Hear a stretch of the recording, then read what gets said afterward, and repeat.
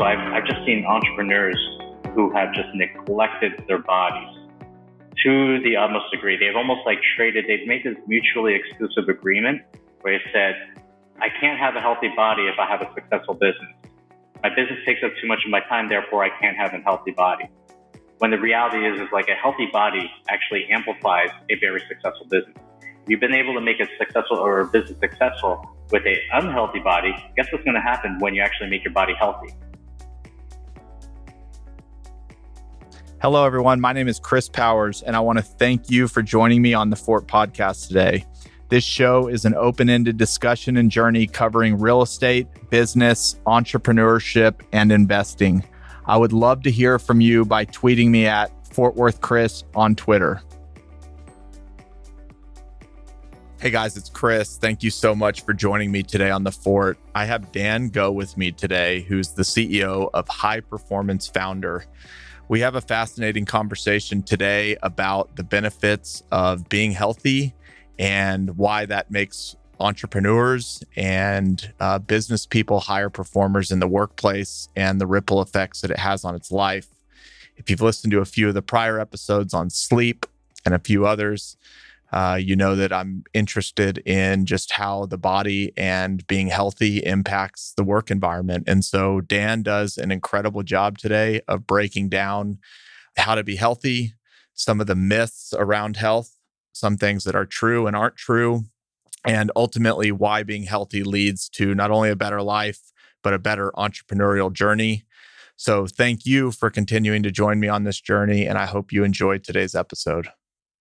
Dan, welcome to the show. Thanks for joining me today. I appreciate it. Thank you so much for having me on. Super stoked to be talking to you. I love it, man. Let's just start out with a little bit about kind of your story and what led you kind of to running your current business, High Performance Founder. Yeah. So way back then, I was pretty much a big screw up. So I dropped out of high school. Out of the four children in our family, my parents are always like, I am so worried about this one, about you, about me actually. And it was pretty bad. I really had no motivation to do anything in my life. And then lo and behold, my dad started going to the gym, started working out. I was like, what is this guy doing? You know, he didn't even say anything to me. He just started going to the gym. So lo and behold, he gets a 1 month pass for free from the gym, and he hands it down to my brother. My brother doesn't want it, so he hands it down to me.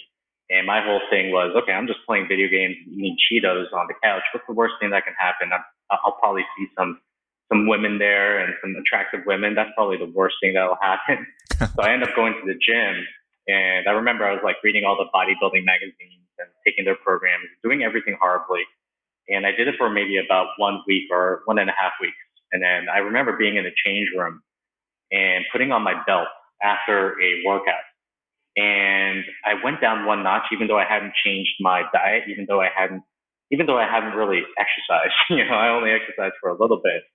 So after that, I was caught. I caught the bug. And then right after that, started going pretty much like every single day. And, you know, this is about, you know, I was probably working out for about like maybe 2 years.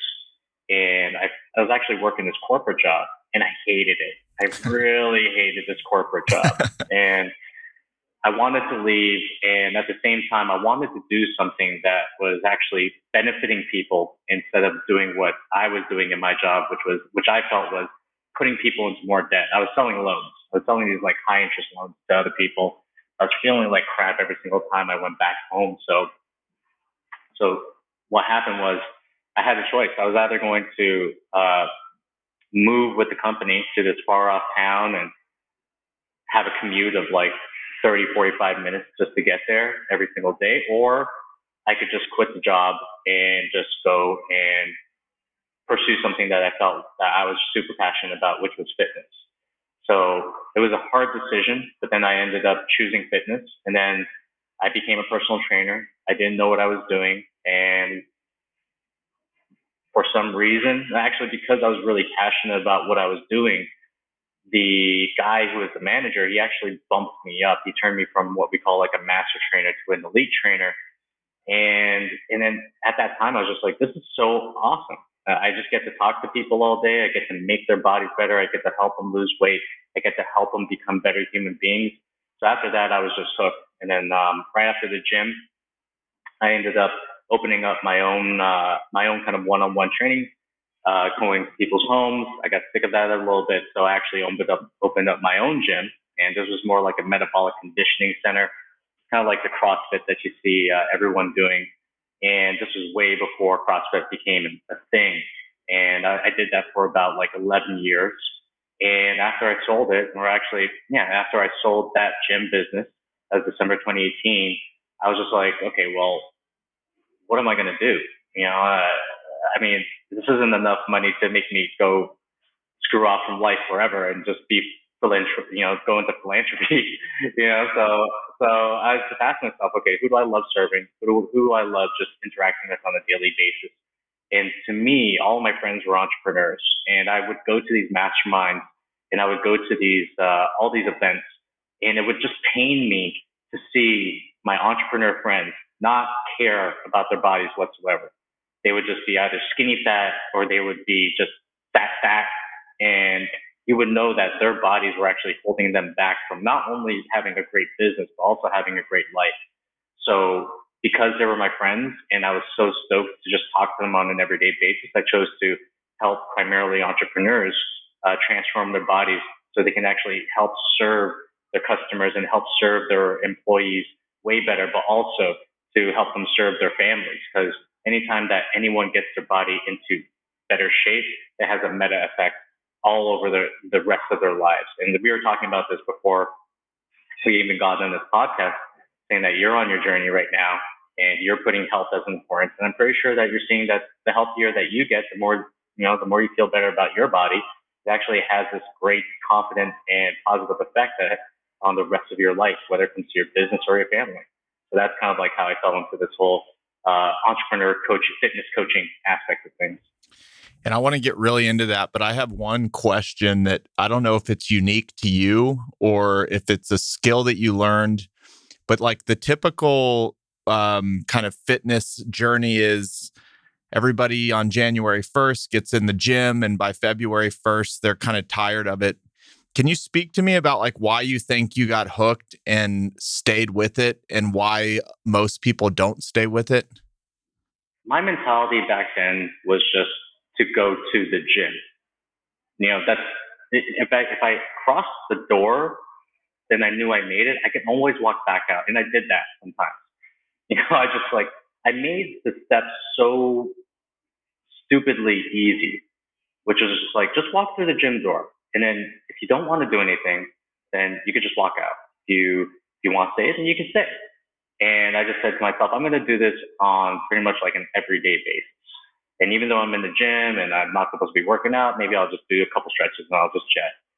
So I made the step as simple and as small as possible for myself to walk in there. And usually 90% of the time I walked in there, I'm like, okay, well, I'll do a rep. I'll do a rep here. I'll do a rep there. And then when I did a rep, I'm like, okay, well, I could do a little bit more, just one rep, just one set. So you end up doing a little bit more. And I feel like with momentum and I feel with doing anything, it's like you got to keep your steps super small. And that has to be a critical driver to getting you to do what you want to do. And for a lot of people, actually, I want to preface this by saying that I was out of shape before. And one of the first things that I did was I was aware of how out of shape I was. And I was very real with myself. I was like, you're running up and down the basketball court and your man boobs are just like popping up and down. Like, damn, something's got to change. So I was like just very hyper aware of my current situation and very real with myself. So I started my first kind of like step towards getting in shape was doing something that I just loved to do. That was physical. So that for me, that was playing basketball, and that was it. So after playing basketball, I was like, okay, well, I could do like a little bit more. So that's when kind of like, I guess you could say like my serendipity came and the 1 month pass came, and then I found the gym and I was just like, start going there and start to kind of like just slowly fall in love with it. For me, it's like keep the step as small as possible. If it's for anyone, if they're trying to get like a workout or trying to get a workout habit going, Just make it so that you walk through the threshold and that's it. And tell yourself you could jet, you could leave, that's cool. But most likely you're probably going to stay. Yep. I love that. Just get started. When I think about health and even on, we met through Twitter, but when I just think about it in general, everybody kind of has their take on health. Some people say eat a ton of meat, some people say never eat meat. Some people say, do strength training, somebody say do cardio. How do you think about what's important to you and how did you come to that conclusion? And maybe the question is like, what is your take on fitness and what matters most? Like, what are you teaching? When I think about fitness, the first word that comes to mind is balance. And the reason I say that is because I've gone through periods of extreme transformation and I've gone through periods of extreme laziness. And when it comes to fitness, it really is about trying to balance it with your lifestyle and it's not about making it your lifestyle. It's not about making it 100% of who you are and what you do. To me, it's about trying to make the lifestyle as attuned to what you're trying to do health-wise as much as humanly possible. And a lot of times, even when I'm working with clients, a lot of times clients are just like, they just want it to be hard for some reason, right? They want the process to be hard. I was actually just having a conversation with one of my clients yesterday, and he was just like, Dan, I've dropped like 7 pounds in the last couple of weeks, and I feel like I just have to do some cardio. And I was just like, and I asked him, I was like, okay, why do you feel like you have to do cardio? Like, I just don't feel like I'm working hard enough. And I'm like, bro, that's the point of this whole system. Like, you don't have to torture yourself. Like, all you have to do is condense the steps down to a few simple things, get rid of the things that don't matter, get rid of the things that actually don't really move the needle as much as you think they do, and really condense it down to the most simple, basic principles. And if we can do that, then you're going to lose weight, you're going to get in shape, and you're not going to stress yourself out like everyone else is trying to make this stuff happen. So even with this client, like we don't get our clients to do cardio. Some people say like, you gotta do cardio to burn fat and all that kind of stuff. And we tell them no cardio. Just get 9,000 or 8,000 and 10,000 steps, however which way you want to do it. And for him, it's like walking, pacing, meetings, and like all that kind of stuff. And we get him to lift, and we get him to just drink water, we get him to sleep, and we get him to eat real foods, right? Like these things are not, when you think about them, they should be almost like, I guess you could say, it almost makes too much sense to be doing these things. They should not be compromises on your actual lifestyle and how you live. So I always like to think of things trying to fit your lifestyle, and I always like to think of things as balanced as possible. So you're not making yourself into Arnold Schwarzenegger. You're making this a part of your life that you can do every single day that is going to be low stress for you, and that is not going to feel like it's so hard that you're trying to push this rock over a hill. And are those kind of simple things that I think you just kind of went through them? It's sleep, eat real food, drink water, get 8,000 steps a day, do some type of workout. It almost sounds so simple that it couldn't be true. But what you're saying is like, just be like a caveman, like we were, for thousands of years, and you'll end up being pretty healthy. Yeah. Well, it is simple like that, but I'm not going to say that it is easy. Obviously, nothing worth having in this world is easy at all. Especially if someone has like 20 or 30 pounds to lose and they're hearing this advice, they're like, is it really that easy? It's like, no, it's not that easy, but it is that simple. So I have this, I tell my clients this all the time. It's like, you're really just paying me to make you sleep 8 hours, eat real foods, drink maybe 3 liters to a gallon of water, work out 3 times a week, and walk. And that's and then they end up losing 30, 40, 50 pounds just doing this stuff. Like a lot of times we're just trying to get them back to status quo. And that's what a lot of people just want. They're not trying to be like Usain Bolt. They're not trying to be like Arnold Schwarzenegger. They're not trying to be like the most elite athlete in the face of the world. All they got to do is just a few simple steps to get themselves into the shape that they want to get into let's just say a healthy shape that is preventable from diseases. If we can just get you there, then you have so many more options. You could get ripped if you want at that point. You can be a power lifter and you can try to lift as much weight, or you can just live a happy, healthy lifestyle with all these principles that's already set. So, we try to make things as simplified as possible. And yes, it is that simple, but I do not want to confuse this with it being easy, because there's so many things that are actually in the modern world right now. There's so many things that are fighting against us at this point. Number one is the prevalence of hyperpalatable processed foods. This is like comprising of about 80% of everyone's diet. The other thing is just social media, misinformation, the amount of information people have at their fingertips and the amount of stuff that people can actually say is abundant. So I literally heard someone say that drinking water does not hydrate you on Twitter. And I was just like, excuse me? Anyone can say anything, So we do have a lot of stuff that is fighting against us. And as long as, like, for me, my whole process, at least for the beginning, when people are just starting out with me, it's to simplify this process and to hold them accountable to very small, simple steps.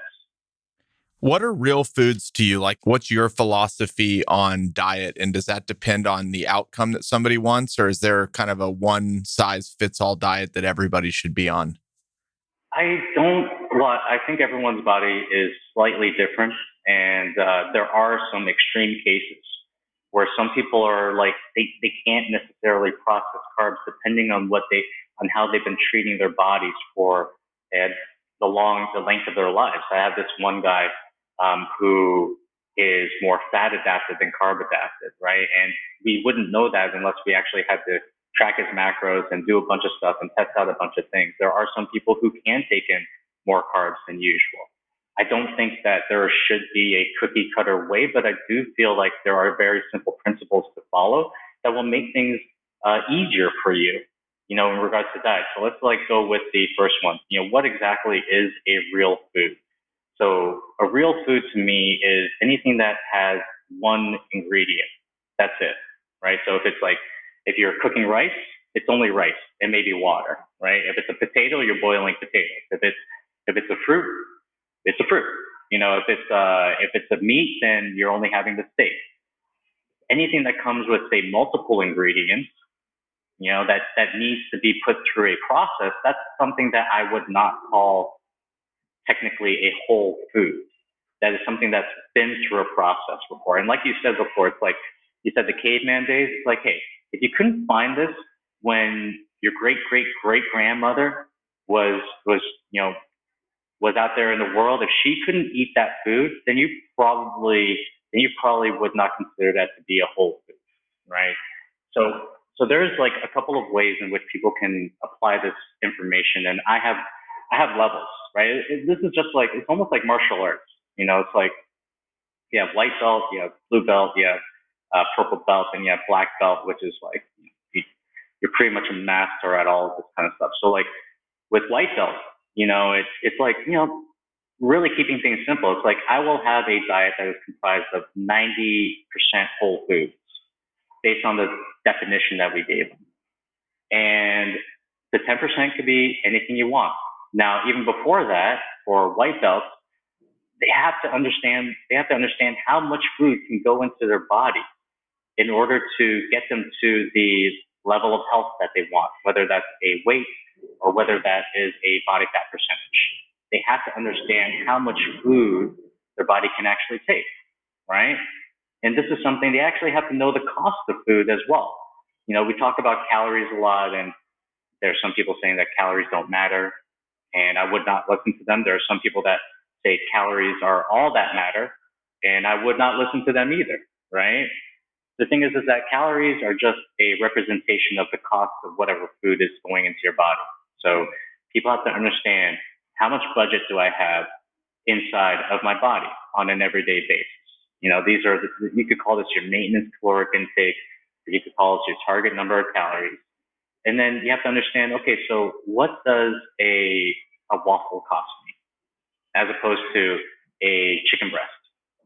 And when I ask people, it's like, okay, so how much was the toilet paper that you bought? The 2-ply toilet paper that came in the 6-pack? They're like, it was like $5, right? I'm like, cool. Okay, so how much does a 100-gram banana cost your body?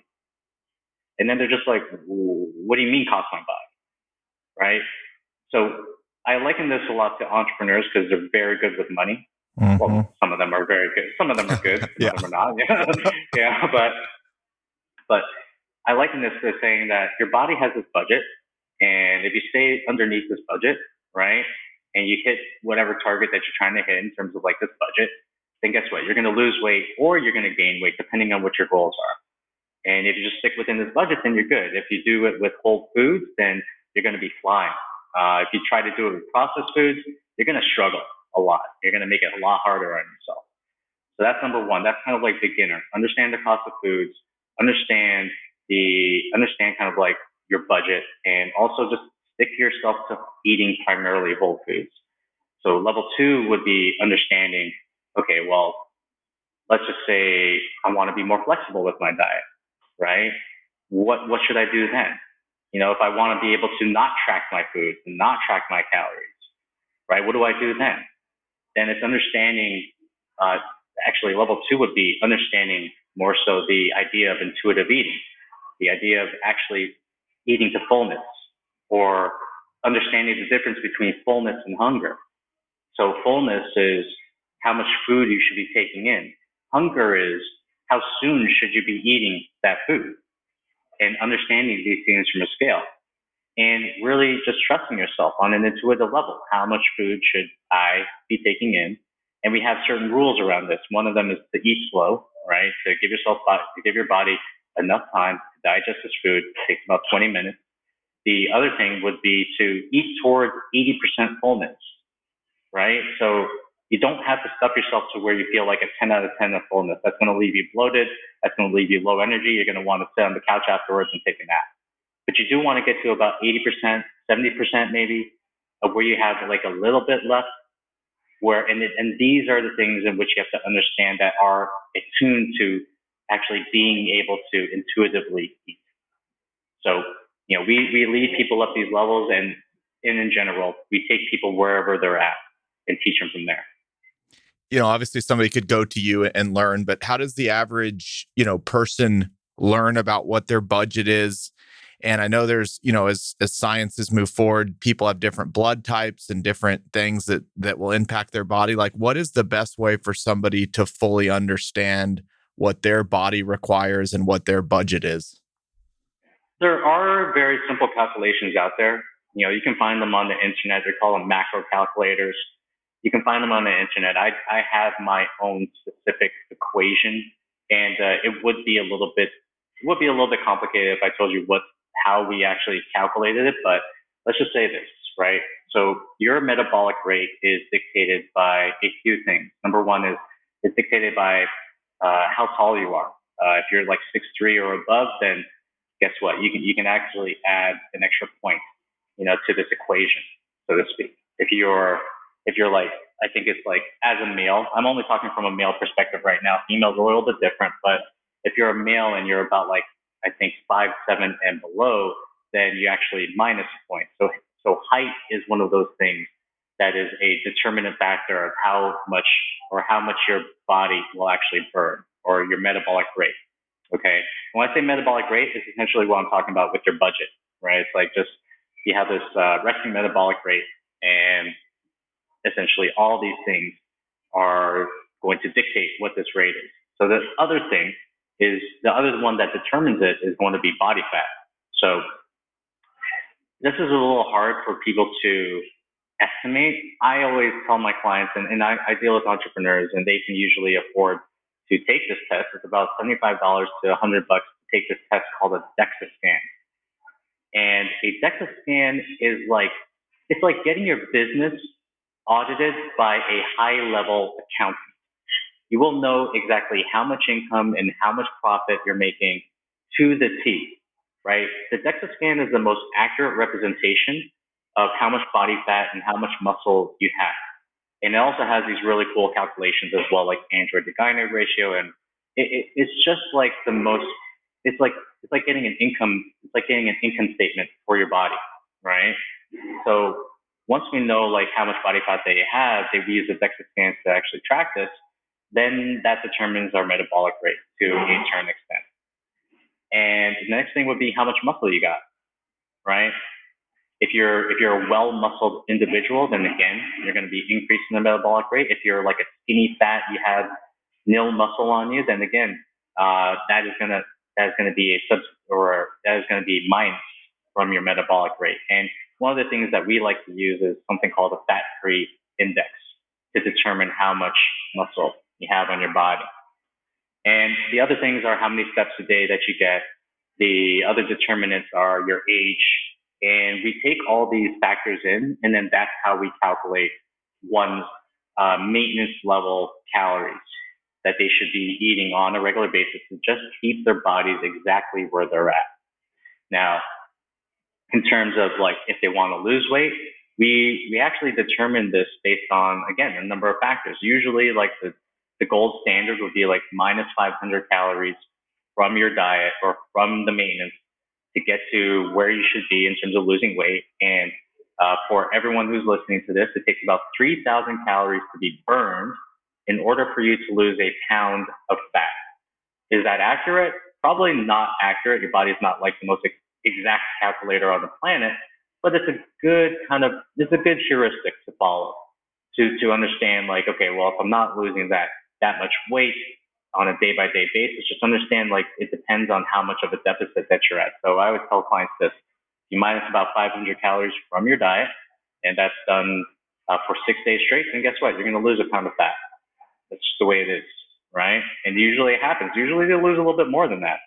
If someone is actually a little bit higher when it comes to their fat rate or when it comes to their body fat percentage, we actually get a little bit more generous with the deficit.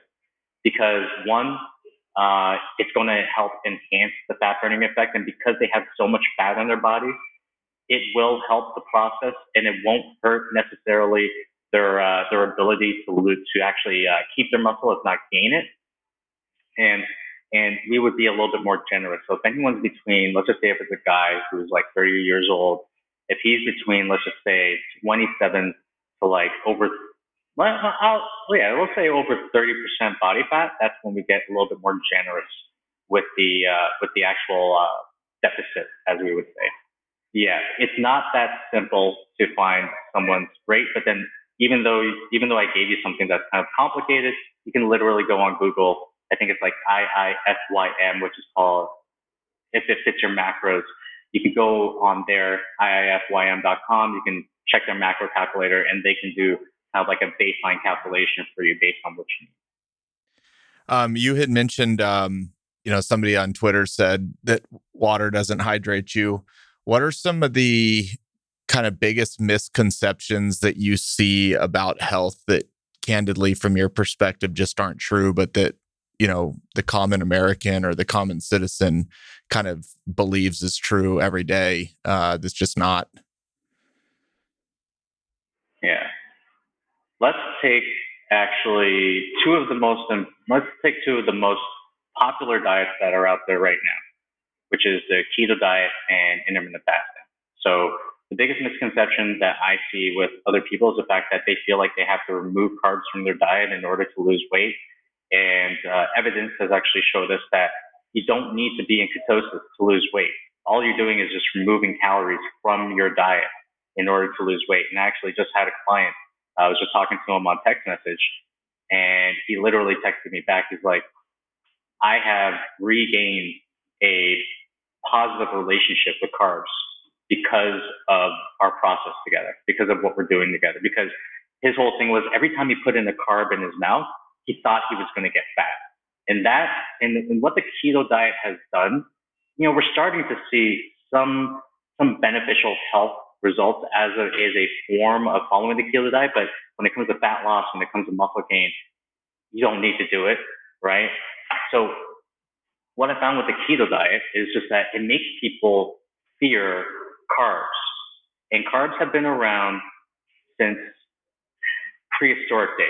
Fruits have been around since prehistoric days.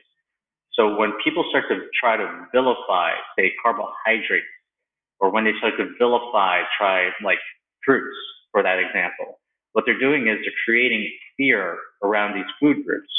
It is not necessarily the food group that matters in terms of like what's going to make you fat or whatever. It is actually going to be the amount that you are taking in that is going to matter the most. So the other diet that's out there is intermittent fasting, right?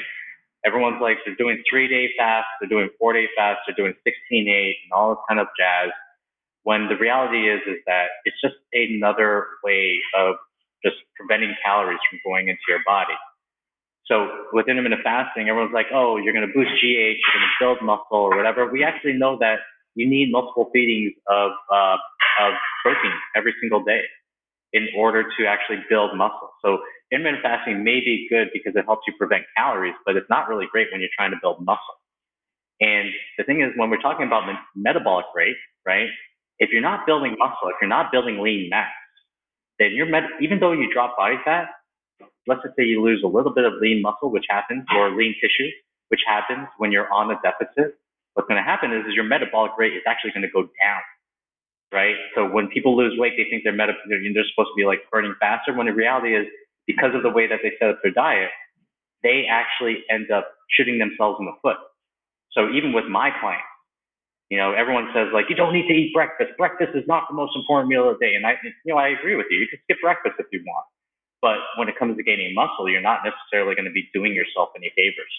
So we actually get our clients to eat a light, high protein breakfast, first thing in the morning. And we almost have them on pretty much like 4 feedings of proteins per day. And with the DEXA scans that we have done, with the DEXA scans that we have actually that have come back to us, we've seen by putting people on diets that actually help facilitate more protein or more protein synthesis, what happens as a result is they actually find that they're gaining lean tissue or gaining lean body mass while they're losing and burning body fat. And in the whole aspect of like fitness, this is the holy grail, right?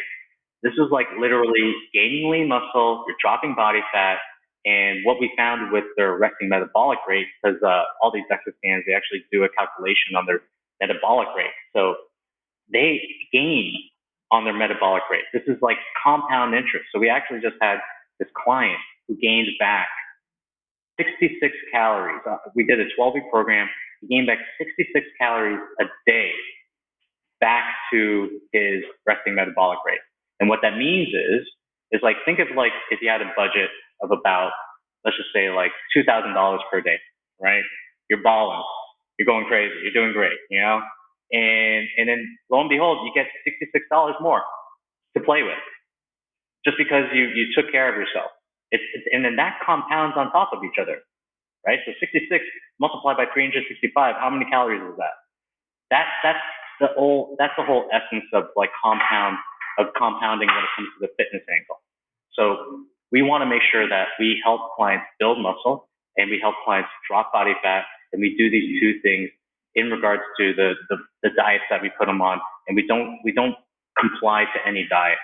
We don't comply to we comply to what diet actually fits our client. We don't comply to any keto diet. We don't comply to any intermittent fasting diet. We comply to what is going to make them healthier and what's going to fit their lifestyles and what's going to help them achieve that holy grail. So those are two of like the biggest things that are happening right now. And I could talk about like, you don't have to eat 5 meals a day and all this kind of stuff, but now is the time that people are getting way too ensconced in keto diet, intermittent fasting. They feel like it's like the end all be all, when in reality, these are just like really simple ways to remove calories from your body. What does fat do to the body? I know there's different types of fat, but let's just take someone that's, pretty overweight, 30, 40% body fat. What's that fat doing to their body? And obviously, how does that impact their mental state and their ability to work?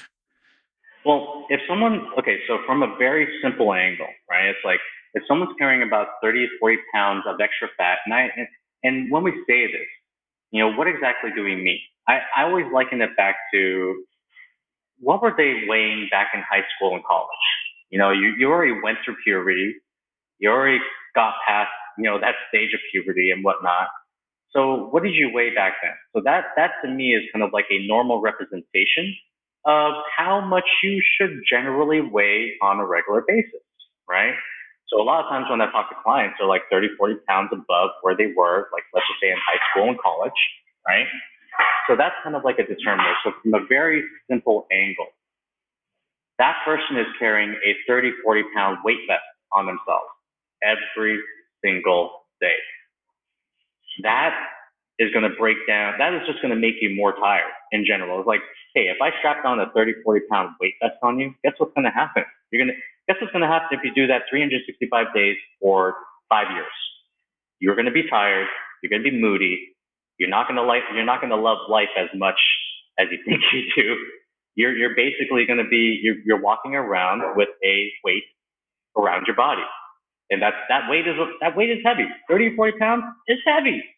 Try carrying that on like a farmer's walk. It's actually, it's a fairly big weight. It's a fairly good size weight. Let's just say that. So just in general, when they're carrying a 30, 40-pound weight vest on them, and it is all, let's just say fat, not necessarily muscle, that is going to make you extremely tired. And then what happens when you're extremely tired on an everyday basis, that's going to affect your mood. If it affects your mood, you're going to react to things in an emotional way. You're going to react to things with not as much calm as you would like to because you're just tired all the time. So that is number one. From a very simple angle, you're carrying around more weight than your body would like, and this is affecting you, and that is number one. So number two is I want to talk from more of a health angle, right? And then in general, it's like these things are happening to your health, and they're also going to be happening to your brain as well. So when you have a abnormal amount of weight or weight in the terms of fat on your body, it affects your organs. A lot of times, especially with guys, they carry the weight in their, what we call their android region. And android is essentially the bottom of your neck all the way down to your waistline. It's what we call the beer gut. It's what we call the man boobs, right? So when you carry fat in this area, what it's doing is it's actually putting pressure on your organs. And there's this thing called visceral adipose tissue, called a VAT, and we can actually see this on DEXA scans. And what this fat is, it's actually the most active fat in the whole body. This is the most dangerous fat that is out there. It's actually prevalent in the most preventable diseases out there, right? So when we're talking about preventable diseases, we're talking about, type 2 diabetes. We're talking about some forms of cancer. And the thing is that visceral fat is like body fat that's stored within the abdominal cavity and is therefore stored around a number of important internal organs like the liver, the pancreas, and the intestine. And visceral fat is actually sometimes referred to as active fat because this research has actually shown that it plays a very distinctive and very dangerous role in affecting how our hormones function. So when people have a high amount of body fat, what this does is it actually drops down their testosterone levels. And I'm talking from a guy's angle, especially. So when you carry a high amount of visceral fat, it's going to be associated with things like insulin resistance, which can actually lead to glucose intolerance, which can actually have an effect on type 2 diabetes. And the health risks that are actually associated with this are cardiovascular disease, type 2 diabetes, metabolic syndrome, and cancer, right? So in general, when people carry an abnormal amount of body fat, especially around that gut area, it is almost toxic when you have too much. I mean, there's nothing wrong with having fat on your body, but there is something wrong with having too much fat on your body, as there is something wrong with having too little body fat on your body, right? So when you have too much of this stuff, you're just putting yourself in a very bad position. And yeah, like I said, the way it affects your brain is, number one, is that you feel like you are tired all the time. And if you're feeling like you're tired all the time, your brain has one more thing to figure out. And it's not going to be working as much as you want it to work. You're not going to be working as efficiently as you want it to work. And we can get into the fact that, how exactly does lack of exercise affect the brain? Because our bodies and being humans, we're actually meant to move. We're actually meant to move consistently. We're actually meant to work and move and use our hands and use our feet. But what's happening right now is we're sitting down for long periods of time. We're not moving. Our posture is actually starting to erode. So these things are having a direct effect on how our brains function, because our brains need our bodies to move for it to actually work efficiently. So it's almost like a whole smorgasbord of things happening of things happening that is both affecting people from a health perspective and from a brain perspective. What's the ideal amount of body fat? Is that again a person by person thing? It's actually dependent upon a number of factors. One of the most important ones are going to be just your age in general, right? So if you are let me just see if I can actually find this right here. So if you're at like certain ages right now, you can actually, let's just say if you're like 19 to 20, then being at an average of around anywhere between 20 to 25% body fat is going to make sure that you are not going to mess yourself up. You're just the average, right? So in men, right here. So if we're looking at, let's say 40 to 49, to be in like, let's just say the average percentile, you want to have your body fat within like say 24 to 27%. If you want to be kind of like more, better than average, then you want it to be 20 to 24. If you want to be above average, then you want it to be under 20%. And let's just say like you're 30 to 39, then you want it to be anywhere between, let's just say average is 22 to 26%.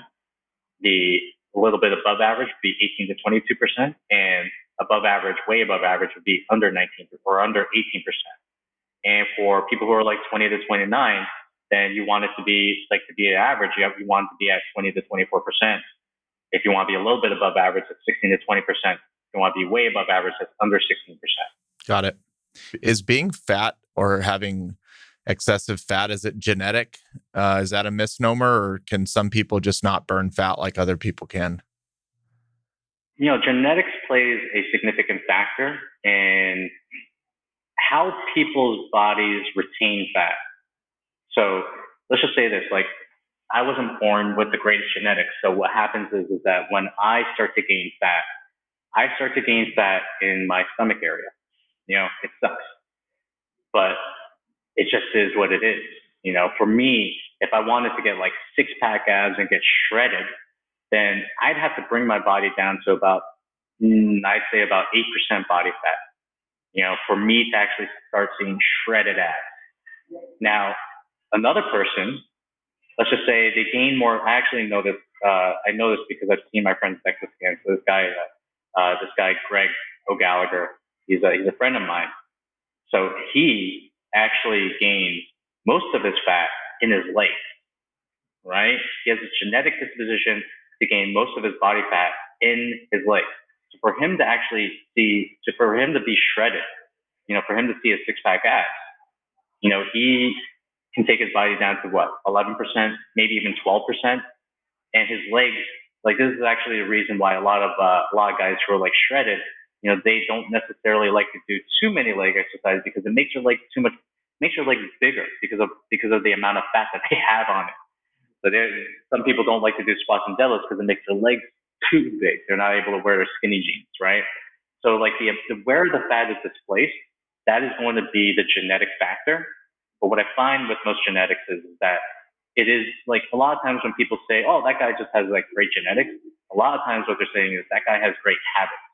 So instead of genetics being passed down, the area in which you gain fat and how much muscle you can build, that's actually genetic to a very large degree. But when people get super fat, a lot of times they're like, it's just bad genetics. Just got bad genetics. When the reality, the reality of the situation is that no, they just have really crappy habits. And then these habits are actually passed down from generation to generation. So if they've seen like their parents, have to eat a candy bar after dinner or whatever it is, or have to like stuff their face after they get home from work with like processed foods and just like chips and whatnot, that gets passed down to their kids, right? If they see their parents sitting on Netflix, sitting down and watching Netflix all day and doing all this kind of stuff, then guess what? That is going to have an impression on them. They are going to follow suit. So my whole thing is that genetics do matter, but they don't matter as much as people make them out to be. They matter more so of where you actually place the fat, how much muscle you gain to a certain degree. But in reality, a lot of people use it as an excuse to not necessarily go do the work because they, quote unquote, lack the good genetics. Yep. Okay. Kind of the hot topic. Founders, people in business tend to entertain, and alcohol can be brought into the mix. What does alcohol do to the body? And every trainer I've ever worked with always says, you can work out all day, but if you go drink tonight, you're basically giving it all back. What do you think around alcohol? Well, I don't want to demonify alcohol whatsoever. In terms of benefits, are there any benefits to drinking alcohol? One of them is social lubrication. Yep. You just have more fun with your friends and you just like shoot the shit. That is probably like the biggest benefit to alcohol. When it comes to fat loss, what happens is that when you drink alcohol, what happens is that because alcohol is like not necessarily, it's a macronutrient, but not one in your traditional sense. It's hard. I don't want to say this, but I'm going to say it. It's like your body treats alcohol like a toxin when it enters the body in terms of fat burning, from a fat burning perspective. So what it does is it actually prioritizes burning off the calories that you gained or that you took in with alcohol, as opposed to the calories that you gained from the foods that you ate. It will prioritize the alcohol first. So if someone had like a bender and they just had like 12 beers or whatever it is, guess what? Like your body's going to want to remove the alcohol first before it starts removing the rest of the food that you may have taken in during that night. So that's the reason why a lot of trainers would say that. That's the reason why they say, okay, well, if you get drunk, then guess what? Like you're basically like screwing up the gains that you had inside the gym and inside of like the diet essentially. So, I mean, like, but the thing about alcohol is that it's just something that people do. So one of the things I love to do with my own clients is to say, hey, let's set a standard. What is the adult choice for us, right? Like, you're going to drink alcohol. You're not going to get away from it. It's going to be somewhat of a part of your life. If you wanted to, you could get rid of it. It would be a fantastic thing that you would do for your body. You don't, again, alcohol only has the benefit of really just like socially lubricating yourself. Sure, you could talk about wine and the polyphenols and all that kind of stuff, but generally, like people drink alcohol because they want to de-stress, right? So what they don't realize is that alcohol actually increases stress and increases anxiety, because it's not necessarily the healthiest thing for your body. But I say this to clients all the time: like, what is the adult choice for yourself if you don't want to necessarily get rid of alcohol? Is it having like maybe 1 to 2 drinks maybe every single week? For some people, it's like, well, can I have like 1 drink every single day? Well, if you feel like that's the adult choice, and I like to ask him like this: it's like, okay, what would you like your kids to do when they're your age? What exactly do you think would be the most adult choice for them to make in regards to drinking alcohol, right? And I say adult because a lot of times, like when we're dealing with people, it's just like we're dealing with just like bigger kids.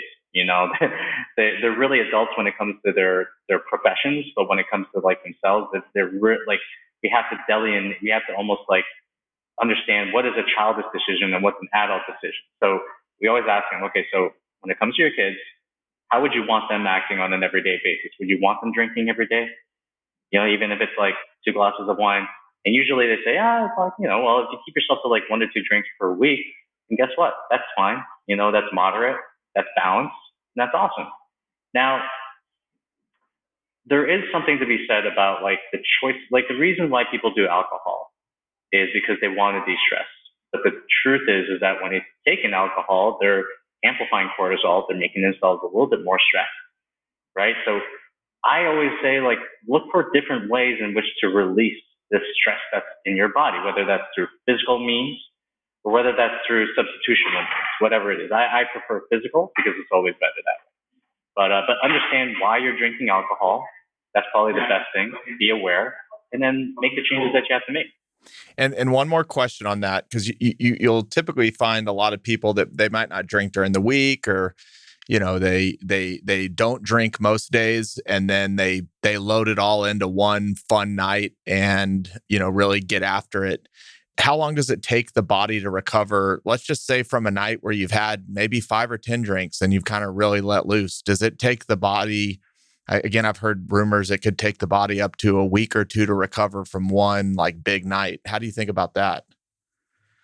From my experience, it usually takes about 1 week for the body to go back to normal, Got it. right? So what's going to happen is that this guy's going to go on a bender, and then he steps on the scale the next day, and he may actually come out lower than he was before, right? He may actually come out like steps on the scale, and because he's dehydrated, he's like, "Oh God, dude, like drinking alcohol is bomb, man. This is awesome. I'm like 2 pounds down." And then he steps on the scale, and he gets back to like eating, and he steps on the scale the next day, and he starts to steadily see the weight creep back up, right? And in general, I've heard anywhere between like 24 to actually I heard about 48 hours for when the body actually removes the amount of alcohol that it takes inside your body. Remember, think about the amount of grams that you're taking in with alcohol, the amount of calories that you're taking in with alcohol. Liken that to the 3,000 calories that we said. It takes about 3,000 calories for you to burn off a pound of fat. You're not going to be burning off a pound of fat until these alcohol calories leave your body. So how many calories did you take in with alcohol? That stuff has to be removed for you to start burning fat again. And it could be anywhere between 48 hours to like a week. Got it. Okay, most, high performers, they've got busy days. What's the best time for somebody to get their workout in? Is there a certain cutoff that you recommend? Don't work out after this time if you want to sleep well. Like, what do you tell your clients on how to schedule workouts? I actually love to have my clients work out as much as possible first thing in the morning, although like the best time to work out based on kind of like your circadian rhythms and based on how you like to live life is going to be in the early afternoon. If you could do it in the early afternoon, then great. But I find with a lot of my clients, they don't necessarily have that type of freedom. So I say whenever you can get the workout done, that's when you should actually do the workout. But also you want to do it as almost like a routine or a ritual. You don't want to be like working out at 5 p.m. and then working out at 5 a.m. and then kind of mix and match at times. Like your body loves to be on routine when it comes to physical activity. So whatever time that you choose that is convenient for you, you're going to stick to it, right? You want to stick to it. But for me, I love to put clients on first thing in the morning, working out their bodies, because what that does is that actually turns their brains on. Exercise just turns your brain on. It makes you more creative. It makes you more productive. That's why I actually like to put the workouts first thing in the morning. And when they do the workouts first thing in the morning, guess what? The brains are on fire for at least like a good 4 to 6 hours after that workout is done. Now, if they had to work out at night, I always like to say, give yourself about 3 to 4 hours before you go to sleep to get that workout done. Not to get it started, but to get that workout done. Because your body, like when you work out, it's almost like you are pumping adrenaline into your bloodstream. Because anytime you're putting yourself under like a heavy weight, or anytime you're doing like a Brazilian Jiu-Jitsu class, or if it's like going on a run, guess what? You are amplifying adrenaline and cortisol in your body. And generally, we want to like take this stuff away. We want to de-stress you. We want to kind of make you as chill as possible before you go to sleep. So I'd say you got to end your workout at least 3 to 4 hours before you go to sleep, if not even sooner than that. Got it. Is there anything that you, maybe not a workout, but is there anything you recommend your clients do before bed? Maybe like a shake or something to drink or eat before they go to sleep, that might help the body kind of heal and do better during their sleep time? Yeah. Well, the most basic thing is make sure you go to bed early at a time that's going to give you at least 8 hours total in bed by the time you end up waking up, right? So go to bed at the same time and do that every single day. Try to make that as much of a routine as possible to give yourself 8 hours of sleep. That's the most basic thing. When I want to amplify my client's sleep and I want to make it better, there's a number of things that we do around that. Number one is making sure that we have a sleep routine ready. So that could be turning down, making sure, actually, let's talk about the principles first. It's like, make sure you have blackout shades. And if you can't have blackout shades, or even if you have blackout shades, put on like an eye mask in order to remove as much light from going into your eyes as much as possible. That's number one. Number two is have a really cool room. And really cool room, like for Fahrenheit, it could be anywhere between 70 to 69. For Celsius, it could be anywhere between 20 to 21. But in general, you want to have a fairly cool room in order to enhance greater sleep. The other thing is that we get our clients to do is most of the times they can't get away from looking at screens the entire time. It's just they can't. So what we do is we say, hey, just stop doing screens at least 30 minutes to 1 hour before you go to sleep. Okay, let's just do that. Make it very simple for them. And the rest of the time after dinner, you're going to put on these blue light blockers, which are going to block this blue light from going into your eyes and making you feel like you can't go to sleep essentially. So anytime you're looking at your phone, it's almost like you're looking at, I always liken it to looking at the sun before you go to sleep, which is not necessarily happening, but it's a good kind of like example. It's like you're basically saying, hey, when I'm looking at this light, I am essentially telling my body that it is not time to go to bed, because the blue light essentially trains your eyes. And then this has an effect on your circadian rhythm. So we actually put these things called blue light blockers on them to block the blue light. And whenever I get a client to do this, literally whenever I get a client to do this, they end up going to sleep earlier as a result, because they're not taking in that blue light. Their bodies are actually going towards their natural circadian rhythms of eating, or natural circadian rhythms of sleeping. I remember I put my client on blue light blockers. I had him put him on at 7 p.m. He usually goes to bed at like 12 a.m. And then he was like, Dan, I'm sleeping at 10 and I'm waking up at 6 and I don't even know what to do with myself anymore. And I'm just like, dude, that's how your body actually likes, that's how your body's actually processed. That's how it likes to live. So that's one of the things that we do. And actually, it's there's two last things that we love to do. One of them is, one of the things that we want to do is we want to turn our brains off as much as possible before we go to sleep, because the more that you think before you go to sleep, the more you're going to keep yourself up. So we do one of two things. One of them is we have them drink a chamomile tea. And this is going to be maybe done like 1 hour before they intend to go to bed. And what the chamomile tea does, and it has like this, it almost has like this agent in it that is anti-anxiolytic. So what it does is it actually helps turn your brain off. It actually helps relax your brain. So a lot of times when people are like high stress and whatever, if we get them to drink like chamomile tea, it actually helps them kind of like reduce the anxiety just a little bit before they're going to bed. The next thing that we get them to do is we get them to read a fiction book. So when they start reading a fiction book, what happens is that they're not taking in information. They're actually reading a book that is giving them entertainment that has nothing to do with getting better, working business, or doing anything.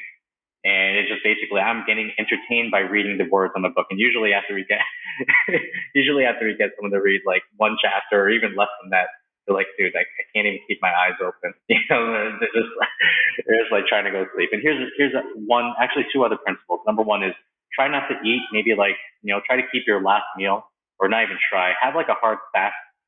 I don't want to say a hard fast, but have a hard stop of eating your meals 3 hours before you intend to go to sleep.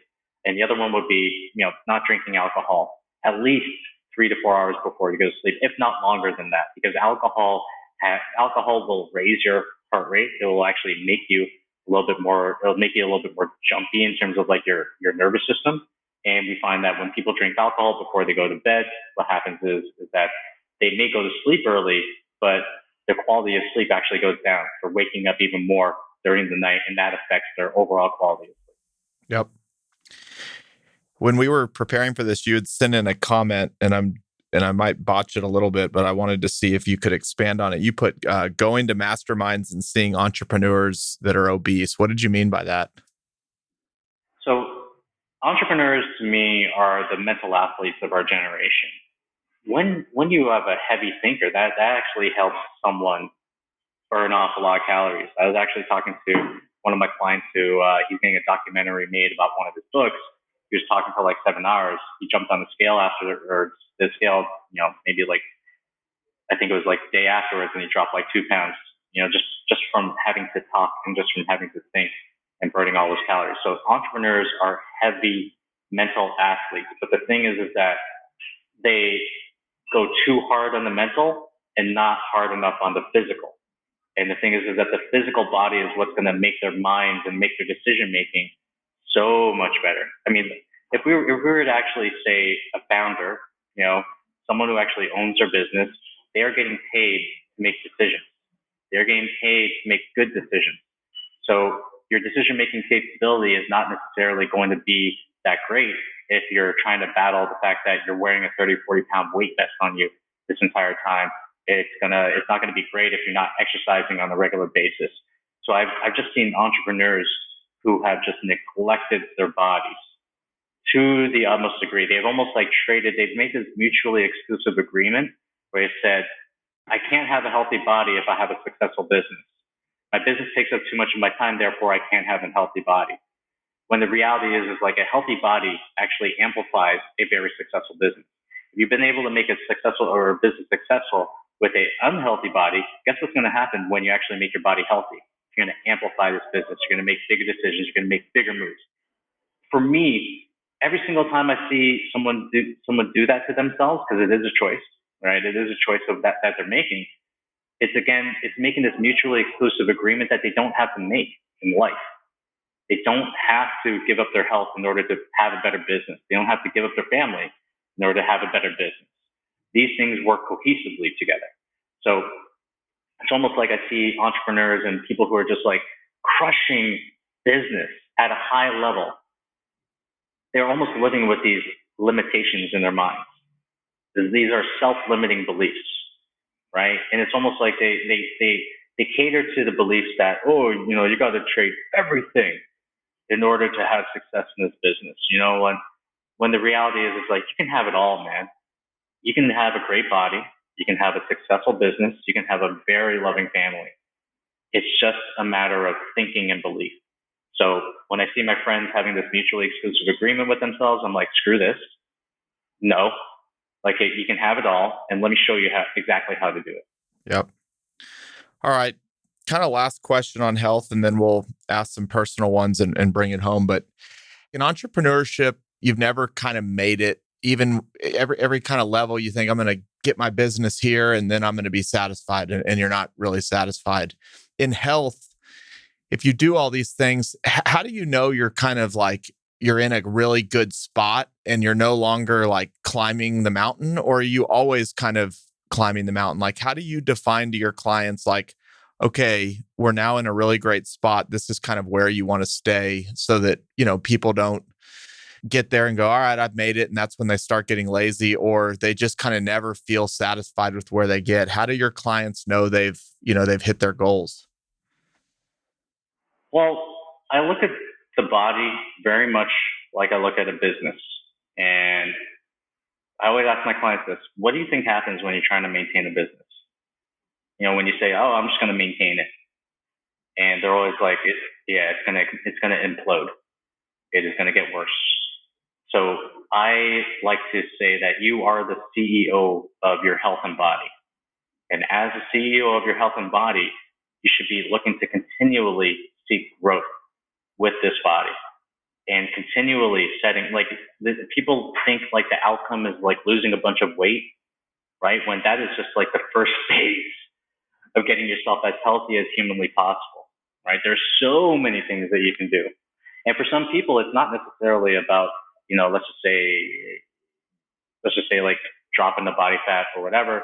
Sometimes people want to get back into certain things like playing beach volleyball, playing like some sort of sport, or I personally love, and I think that every single guy, and even every single girl, every single whatever pronoun that you want to use, like every single person out there, they're always so focused on trying to lose weight.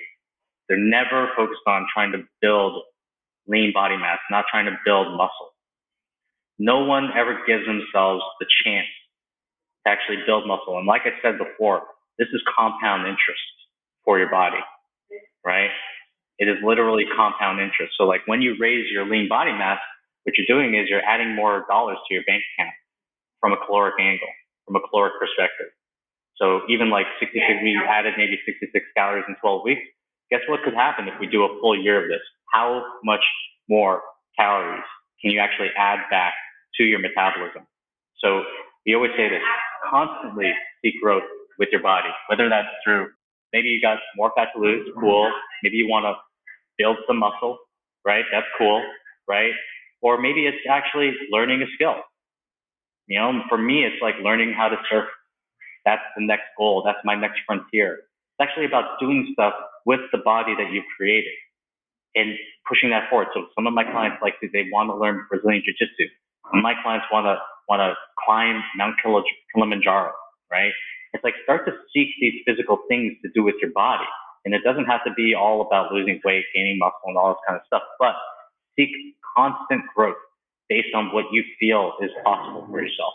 And never stop setting goals for your body. Never stop. Because when you start to try to maintain, guess what? You're just going to set yourself back big time. One question on just kind of your take on where the fitness industry is. I mean, in a world with COVID, you saw gyms go down. You saw a lot of people start working at home. I know in your business, a lot of the things you're doing is digital. Just maybe a fun question on like, what is the future of fitness? Is it still people going to the gym, or are you thinking about fitness now as how do you provide a great digital experience and give people the tools to do it, from their home? How are you thinking about things going forward? It's both. It is going to be both. And what people have realized during COVID is that number one is that if you don't, at least from a guy who loves working out, if you don't have a home gym, then you're very fragile. You're a very fragile individual. So gyms will never go out of style, but they will actually lose members as a result of COVID. And these members will probably create their own home gyms. And unfortunately, the way that things are being promoted in society right now and with vaccines and everything, I have no problems with vaccines whatsoever. I think if you want to take it, you got to take it. But if you're taking a vaccine and you don't necessarily do anything to make your health better, which is not being promoted whatsoever, then guess what? You're always going to be seeking band-aid solutions for things that are actually foundational that you should be working on. So in terms of like the digital aspect of things, people have more gravitated toward, I don't necessarily think being taught, or let's just say this, they're going to do classes on Zoom and like all this kind of stuff, but I really think the opportunities is in coaching. Because I found with like my own, and maybe you found this as well, it's just like with my own clients, and when it comes to coaching, a lot of people don't need someone to sit there and watch them and count their reps. A lot of people just need to have a program, be held accountable to it, and be held accountable to like a few simple steps. So I feel like coaching is the next frontier. I feel like online coaching is the next frontier for this particular industry. And the thing with online coaching is it's like, it really is a simplification of the processes to make you as fit as possible. But what it does is also, it opens up the fact that you can actually have higher amounts of accountability. When you're seeing a personal trainer, the personal trainer is not necessarily texting you. They're not, basically, you go see a personal trainer, you leave, you go see a personal trainer, you leave every single week, and they're like, how'd you do? The thing with online coaching is that it actually enables you to have a higher level of accountability. With me and my clients, we text each other all the time. We have them on calls. We have them on group calls. We have masterminds. And this is the way in which we actually have created this almost accountability framework. And I feel with online coaching, you can do this. With personal training and whatnot, you could do it, but I don't necessarily see it as like, I don't necessarily see it as like the next big thing. Yep. Is there a book that you would recommend somebody if they read on really anything but health related? Is there a good book out there that kind of explains health and the body, and maybe even as it relates to entrepreneurship? Yeah, there's one that I really like, which is it's actually done by this guy named Martin Berghan. And what Martin does, and the book is called The Lean Gains Method. And what Martin does is he just simplifies the entire process of getting in shape. He gives you rules. He tells you the reason why these rules are happening. And he also provides enough evidence to back it up to say, like, this is the reason why we are doing what we're doing. And he is very hyper on the evidence side, which I love. And I feel like the Lean Gains method, it just simplifies the entire process, tells you how much food you should eat, tells you like how much protein you should set yourself at, tells you the reasons why. It also tells you like what you should be doing in terms of like your workout. Yeah, I would say like Martin Berghan and the Lean Gains Method is one of like the better books that I've read, and it's very simple. It's actually very simple to kind of understand. That would probably be like the number one book. Cool. All right. Last question. If you had a billboard on the busiest highway in the country and you could put anything on that billboard for people that pass by every day to see, what would you put on that billboard? I wish you asked me this question. I wish you'd send me this question so I could really think about it. If I were to put anything on the billboard, it would be this. And this, if you want to change your mood, move your body. And the reason I say this is maybe because I'm a little bit biased and I'm on Twitter. And on Twitter, sometimes you are privy and open to just like people in their mood. Like a lot of times when people are angry and sad and whatever it all this, like all this kind of stuff is, it really is a factor of them either not moving their bodies or being underslept or just being out of shape. And they're not necessarily angry at anything else. It's just their mood. It's just their bodies that are affecting them and making them feel this way. So, if people want to change their mood, then go out, move your body, be physical, do something with it. I love it.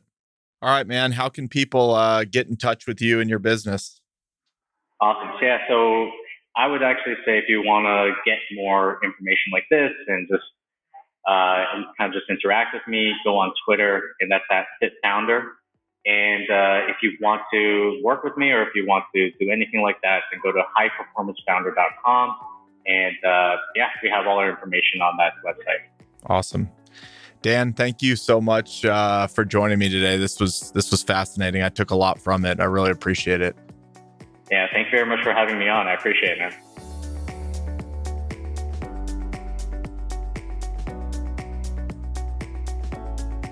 Hey everyone, it's Chris here again. Thank you so much for joining me on this journey. If you enjoyed the show, please subscribe to us on Apple Podcasts, leave a 5-star rating, or write a quick review. Thanks again, and I'll see you on the next episode.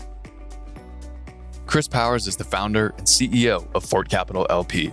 All opinions from Chris and guests of the Fort Podcast are solely their own and do not reflect the opinions of Fort Capital LP. This podcast is for informational purposes only and should not be relied upon for real estate or investment decisions. The Fort with Chris Powers is produced by Straight Up Podcasts.